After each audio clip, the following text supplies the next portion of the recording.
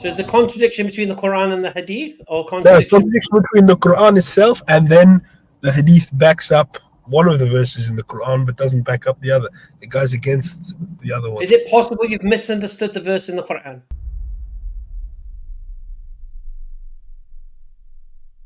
Hello? Ryan. Can you hear me? Hello? Yes. Yeah, we can hear you. Right. You can hear me? me. Go on, dude. Yes, we can hear you. Okay, I just had a few questions about some things I found. One minute. How old are you? I'm 24. Oh, 24. 24. All right. Go on then. Go on.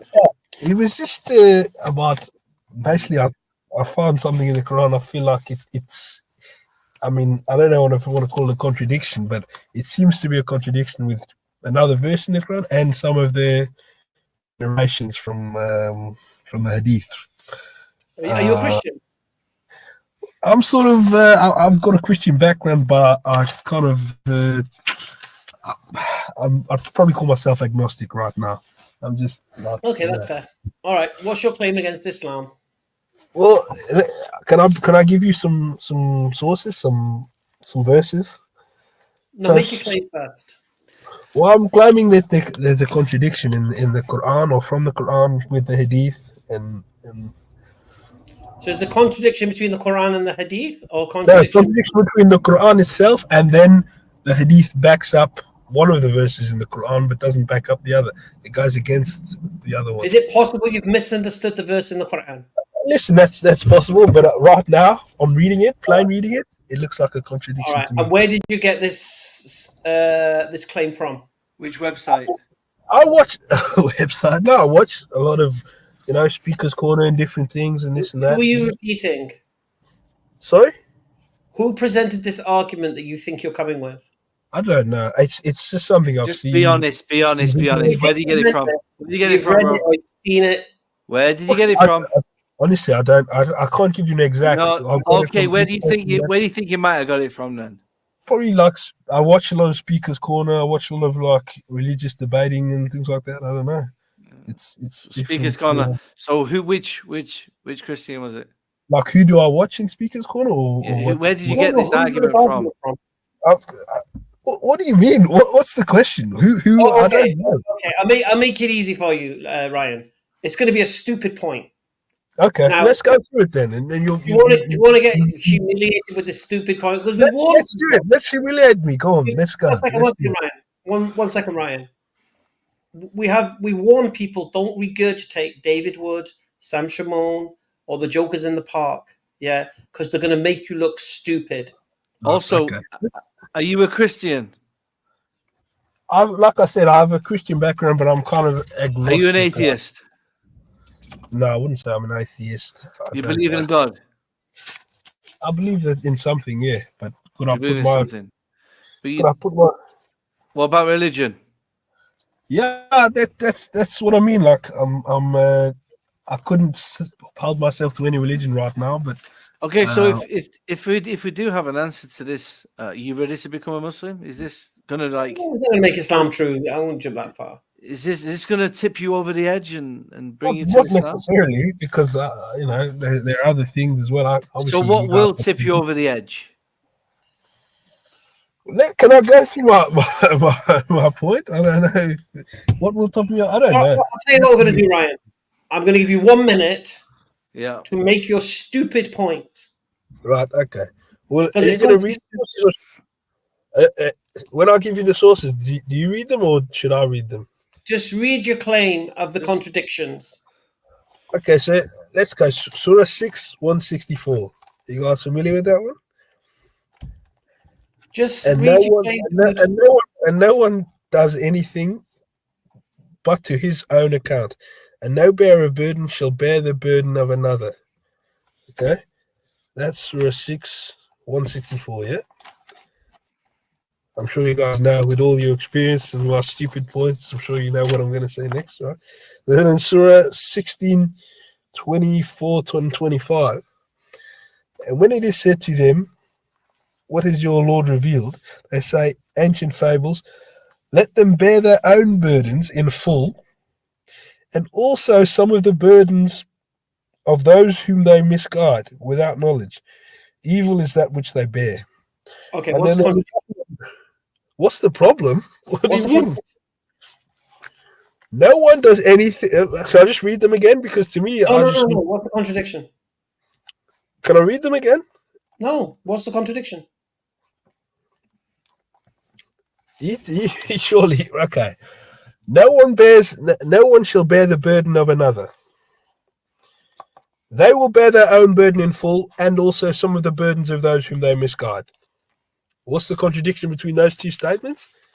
Right. So, how do you understand the first verse? How do you tell me how? I think I understand it as it reads. I just read it as plain So, you English. don't use any method to understand things. You just think you can work it out yourself. Some things, when you read them, No historical they're context. plain. Sorry. You don't have no historical context, no. Some things, when you read them, you just read them. You take them. Some things, yeah, absolutely, they need more exegesis, whatever. I'll tell you how I understand that very simply. The first verse is saying that you're not accountable for your father's sin, and the second one is saying if you misguide somebody, if you misguide somebody, you'll be responsible for their misguidance. They don't. That's not what it says. It doesn't say this. No, that's exactly what it It doesn't says. say anything about fathers and No, because you don't know the context. You don't understand what it it's says, no to. bearer of burden shall bear the burden of another. One sentence. Another place, they will bear their burdens in full. And the thing that kills it is really the usage of the wording. It says they will bear their burden in full. I wish I knew Arabic and I could understand exactly what it says. Maybe there's something there, but it says they will bear their burden in full. This is just all the translations I've seen. And they will bear the burdens of those who they misguide. So someone's got a burden, and then there's someone else whose burden is they're taking on. Unfortunately, that's a contradiction. Can't you see just plainly that the Quran's saying you don't inherit because your father sinned? That's fine. That's absolutely fine. But That's fine. But you see, the what father you're can doing. incur the son's sin if the father misguides the son. So in the first aspect, if you don't shut up, I'll just remove you.